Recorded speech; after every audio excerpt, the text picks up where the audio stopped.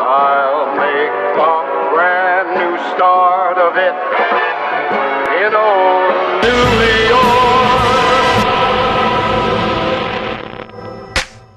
What is up, you guys? Welcome back to another one. If you are new to the channel, I am Gold Pony, and today we are in the new 2020 Subaru WRX, courtesy of Apple Subaru in York, PA. And so I'm in this one today, for one, because the WRX is awesome and I review it every year, but two, there are actually some significant updates for the 2020 WRX in terms of safety and performance, actually. And of course, I will be going over all of them for you guys in this video today. So as always, let's go ahead and jump right into it. And let's start with pricing. And so as expected, there will be a few different trim levels for the 2020 Subaru WRX. First one being the base. That one is going to start at $27,495. Then the premium starting at $29,795. And lastly, the limited, which actually is the one we are in today. This one is going to start at $32,095. But regardless of trim level that we go with, the power plant is going to be the same. Powering this beast is going to be a 2-liter turbocharged and intercooled Subaru Boxer engine, putting out 268 horsepower at 5,600 RPM, 258 pound-feet of torque available from the power band of 2,000 to 5,200 RPM. And that power, of course, is going to be sent to all four wheels through Subaru's legendary symmetrical all-wheel drive system, power being sent to the ground through a 6-speed manual, which I prefer in the WRX, and I'll let you know why in a second here. And that is the one we have today, or a Lineartronic CVT. If you wanted to go that route, simply add $1,900 to any of those prices. But that one is going to come with paddle shifters, although it is a CVT, so technically they don't have gears, so it is kind of simulated shifting, so to speak. But I have driven that one before, and it, I guess, is nice if you use the paddle shifters. Otherwise, you will be stuck kind of in the lower RPM range sometimes upon acceleration, and that isn't all that exciting, especially for the WRX being an exciting car. So that is why I personally enjoy the 6-speed manual a little bit better, at least in this particular car. It isn't always that way with all cars, but for the WRX it is. Nonetheless, 0 to 60 time is going to come in at approximately 5.5 seconds according to Car and Driver. MPG numbers come in at 21 in the city, 27 on the highway for the manual, 18 city, 24 highway for the CVT, yet another reason I prefer the 6-speed in this one. And either way, it is going to take premium unleaded fuel, or 91 and up octane, preferably 93, of course. But either way, before we do any kind of accelerations, I did want to mention there is something called SI drive available for the CVT only, not the 6-speed. But essentially what that is going to do is adjust the throttle response, shift points, and steering sensitivity, actually, again, for only the CVT transmission. But having said that, let's do a quick little acceleration. Man, this car is fun. All right, you guys, without a doubt, this is a fun car to drive.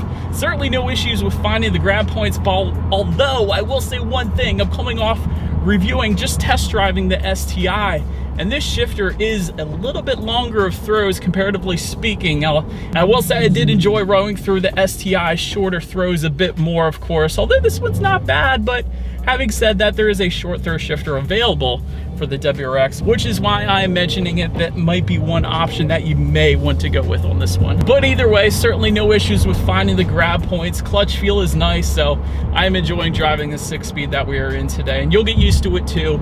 Even if this is your first manual car, possibly, it is something you can get used to quite quickly, trust me on that one. But so then, to go along with that acceleration, as always, braking is equally important. And so up front, you will find 12.4-inch ventilated front discs with dual piston front calipers. In the back, 11.3-inch solid rear discs with single piston rear calipers. And I did want to mention, this is one of the new features for the 2020 WRX. There is a performance package available for the premium 6-speed that adds $2,850, but that is going to give you a Brembo braking setup, since we're touching on brakes and all that, giving you 12.8-inch ventilated front discs with 4-piston front calipers, 12.4-inch rear disc with dual piston rear calipers, and that package not only includes the better brake setup, but in addition to that, a moonroof delete and a Recaro Performance bucket seats. So really the Brembo brake setup is why I would get that one, and that is one of the new options for the 2020 WRX. So like I was saying at the beginning of the video, that is the performance upgrade, so to speak, if you wanted to go that route for this one. But continuing on, even without that optional brake setup though, certainly no issues with bringing the WRX to a stop. Braking feel is just fine, no brake pedal delays or anything like that.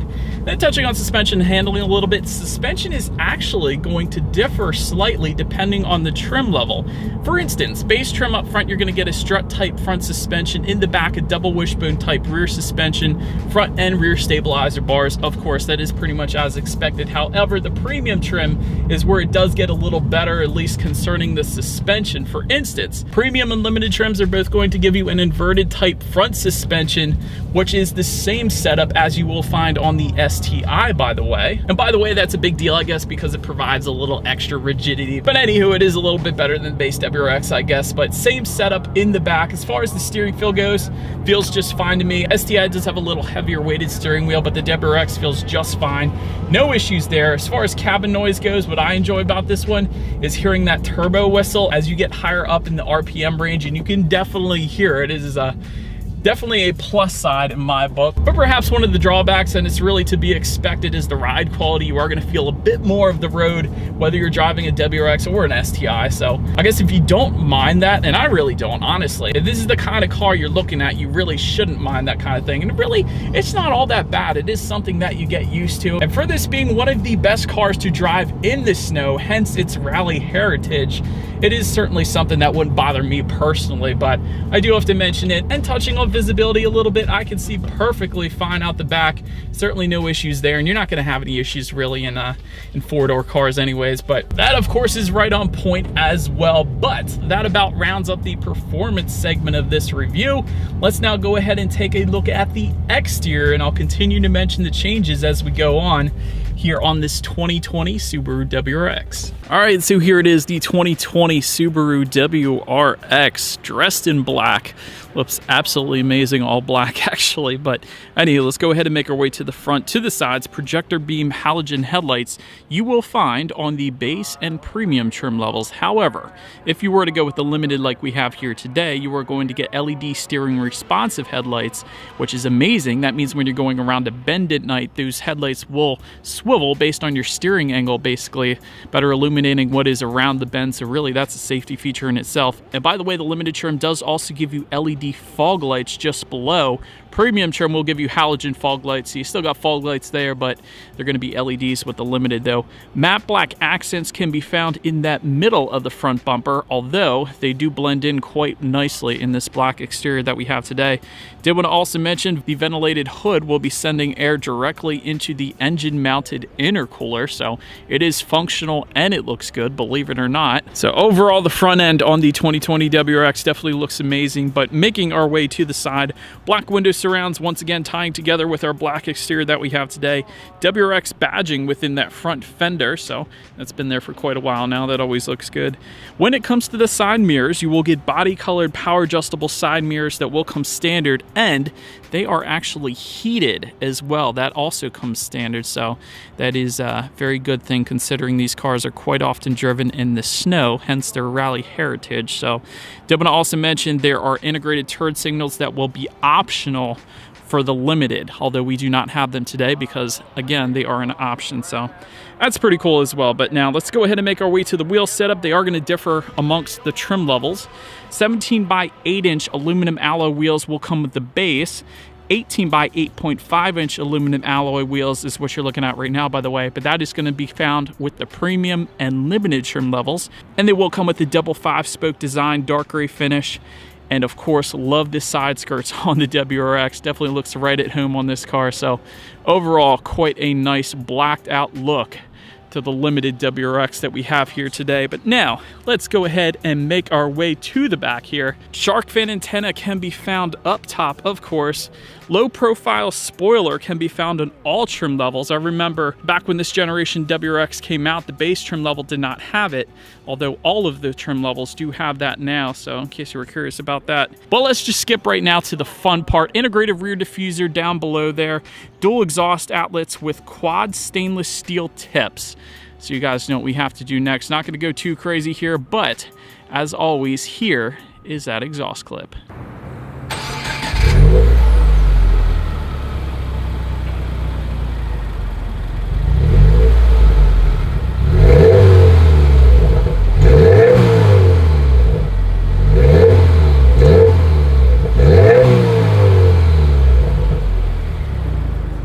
So, but now since we are around back, first thing I wanted to mention is to open up the rear trunk. There actually is a button on the key fob. Feel free to simply just use that. The other option is there is a button just by the driver's left knee.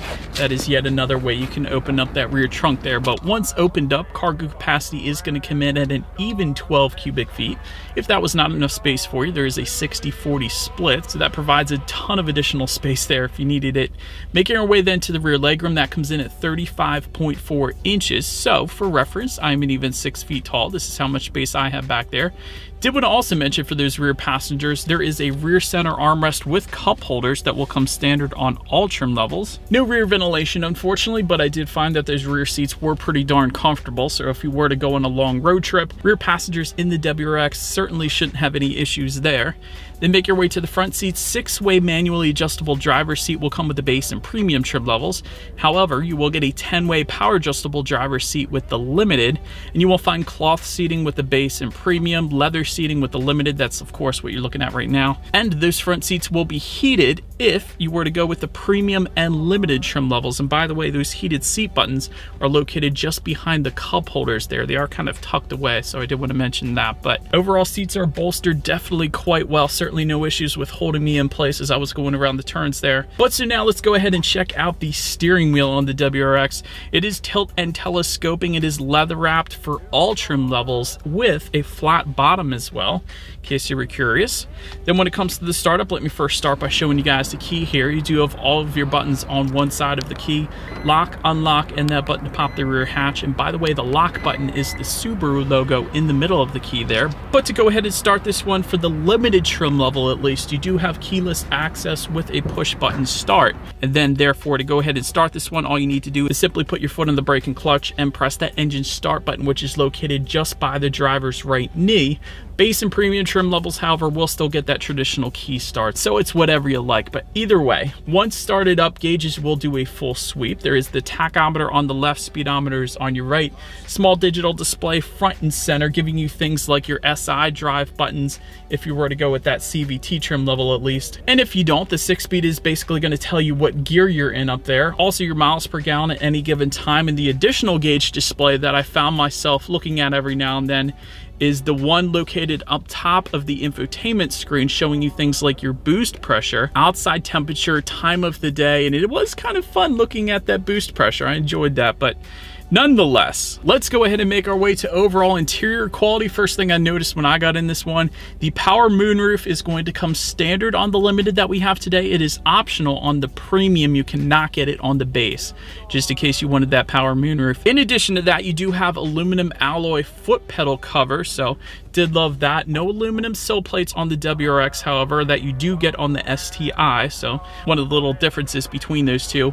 Absolutely love the carbon fiber trim details. You can find that just above the passenger side glove box, and it ties together just below the driver's side air vent as well, so definitely love that accent. Red stitching throughout the WRX. That's always something that's included. Just in front of the shifter, you have a small cubby area that has a rubberized bottom, so things don't slide around as much. 12-volt power outlet there as well.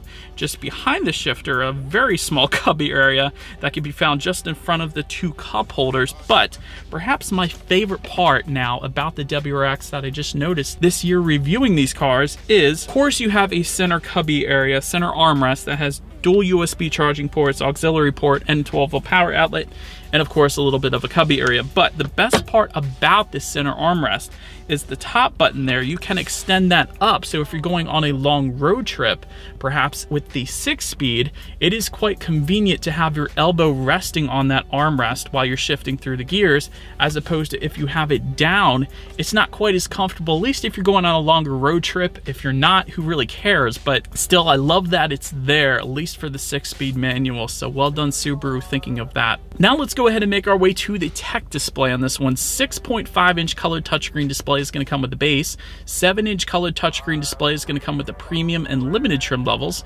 Either way, you get Bluetooth and audio streaming as well as Android Auto and Apple CarPlay. Even on the base, that's definitely something worth mentioning. Factory navigation system is going to be available for the limited, but technically you don't really need it if you got Android Auto and Apple CarPlay, unless you live in the mountains maybe. But either way, you can of course also check out your radio settings up there. And by the way, when it comes to the sound system, you guys know I always have to test this out. 6 speakers are going to come with every single trim level. However, there is an optional 9-speaker Harman Kardon sound system that is available for the limited. If you went that route, that does add $2,100 to the price, but that is also going to give you that factory navigation system I was mentioning, along with blind spot monitor and rear cross traffic alert, so it is a package deal. But either way, we do have the 6-speaker sound system here today, so let's go ahead and turn on the radio, see what we got playing this morning, and let's test out the clarity of this one.